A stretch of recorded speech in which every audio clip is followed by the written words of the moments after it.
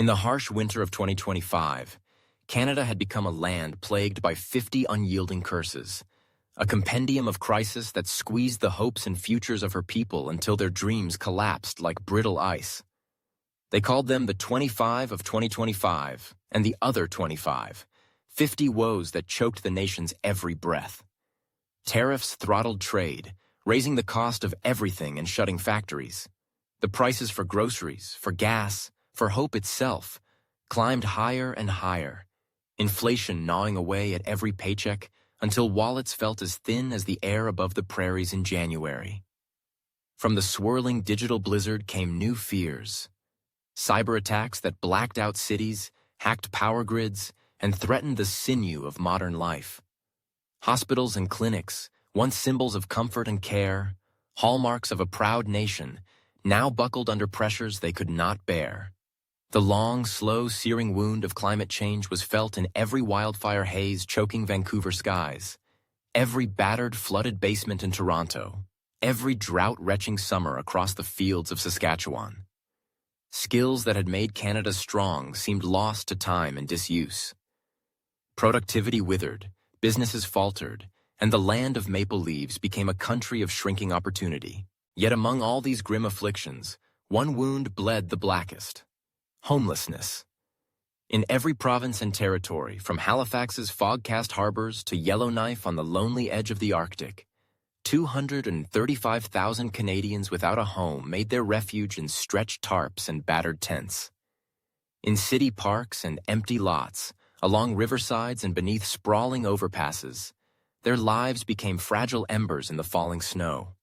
Rents in cities like Vancouver and Toronto devoured 60% of family incomes, forcing many to pick between warmth and food, hope and survival. For Indigenous communities, the crisis had deeper roots, a legacy of neglect, so that some 50,000 homes stood in ruin, more memory than shelter, their walls echoing with all that had been lost. The scale of need overwhelmed response. Builders managed only 150,000 homes a year, far short of the 500,000 desperately needed. The land itself felt divided, as if torn at every seam. NIMBYs, clutching their comforts, tossed glares at every tent encampment and stamped "not in my backyard" on the dreams of the desperate. Bureaucrats tangled progress in endless red tape. Hatred and indifference festered, growing fat in the shadows as families shattered under the strain. For so many, despair became a habit, until one night, a wild-haired titan with the ambition of Musk and the roar of a winter storm hurled a fiery challenge to all Canadians from his pulpit on X. Canada's hearth is ash. Build now, or we perish. A spark. In a tent trembling on Montreal's edge, a welder, teeth chattering but soul alight, seized his phone. He hammered a steel bar, filmed the clang, and posted his own rallying cry: "No more talk! Build homes!" The video streaked across the gloom, a comet igniting the sky. Across the country, a hive of urgency awoke. Truckers in Kamloops idled their rigs, ready to haul supplies. Elders in Haida Gwaii gathered wisdom. Coders in Ottawa and children in St. John's, every one of them heard the call. A new will swept the nation, to crush the darkness that homeless cold had wrought. The nurse in Fredericton stormed into a town hall meeting, her voice honed sharp from 1,000 sleepless nights tending the afflicted. "Ottawa," she cropied. "Fund 100,000 homes at $50,000 each. AI can cut costs. Our hands can build the rest." Her words fell like thunder. In Prince George, an Indigenous youth draped in the colors of her people dreamt aloud of a different future, one woven not from hate, but hope, with homes for every soul, and love as the mortar between the walls. Shaken by a force too great to ignore, the government rallied. Politicians abandoned talk for action, moving with a resolve unknown in decades. Soldiers marched not to war, but to old, empty military bases now reborn as bustling factories. Modular home parts poured forth, built in days, strong and swift. The coders of Waterloo set to work, unleashing new algorithms, AI systems capable of slicing through red tape, reviewing building permits and slashing delays from years to mere weeks.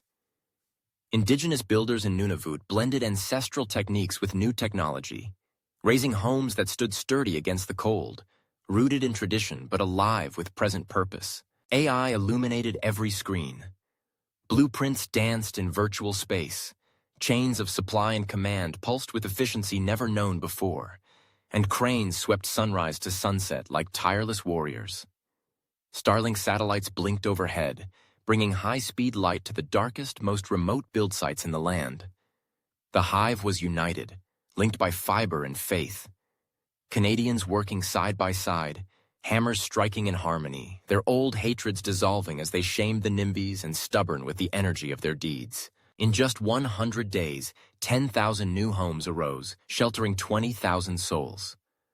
Factories across Alberta thundered day and night, their output matched only by the pride swelling in newly employed workers. 200,000 men and women earning good wages, outpacing even the grip of tariffs and inflation. The welder, once shivering, stepped into his own new micro-home, warmth spreading through his bones as dignity returned to his life.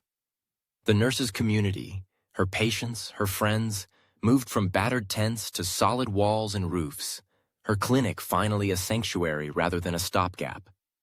The youth led her people into cedar-fragrant homes that told stories of survival and future all at once, her smile lighting the way. Under a blazing maple sky, the Hive rallied. Thousands gathered, shouting their triumph over the first curse. Homelessness crushed. 49 curses remain. Canada, what's next? X erupted anew, posts and videos streaming from every corner. Dad, build now. Join the Hive. The 50 curses, trade wars, cyber threats, healthcare gaps, climate chaos, still hung on the horizon like distant storms. But Canada's hearth, once cold, once nearly dead, now burned as never before, fierce and alive. Love had drowned out hate. Action had replaced empty promises, and a million hands moving together forged the strength they would need for all the battles yet to come. Standing ready, eyes on the next challenge, hearts united as one. Build, love, unite. This was Canada's new calling, a creed forged in crisis and lit by hope, the hearth of a renewed nation burning bright.